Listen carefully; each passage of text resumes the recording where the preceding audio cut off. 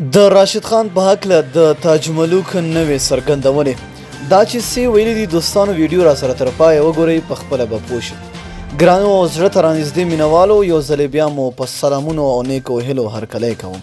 دوستانو لکه څنګه چې تاسو ته بهتره معلومه ده چې تېره ورځ ما یوه ویډیو جوړه کړې وه چې په هغې کې ویلو انضمام الحق دعوه کړې وه چې راشد خان نړیوال کرکټ هغه د شیراغه همکار په غوښتنې او ټینګار راوستی دی. دا خبره جعفرخان په خپل فیسبوک پاڼه کې خپور کړې وه. اوس تازه جعفرخان وایي چې ما د هغه خبرو لنډیز خپور کړ. زما پر پوسټ د افغانستان د ملي ټیم پخوانی روزونکی تاج ملک عالم دا تبصره لیکلې ده. دا بیخي سمه نه ده. راشد په راوستلو کې دولت احمدزی 100% رول لرلو.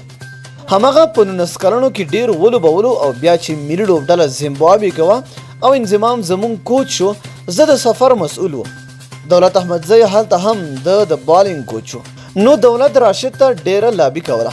آخر انضمام هم وویل چې دومره صفتې کوي راوی غواړه چې راشد راغلو نیټ کې زبردست بالینګ وکړو. نه ورته انضمام پیټ شوی او نه نور څه چې خدای ته مې غاړه خلاصوي. راشد باندې کرکټ دولت وکړو. بیا چې کامیاب شو هر چا کریډټ کوشش وکړو، الله عالم. نو دوستانو تاسو څه نظر لرئ چې آیا تاج ملک عالم په حق دی که جعفرخان په حق دی او که انضمام الحق؟ لاندې په کمنټ کې را سره خپل نظر شریک کړئ. تر بیا بلې ویډیو د الله په امان.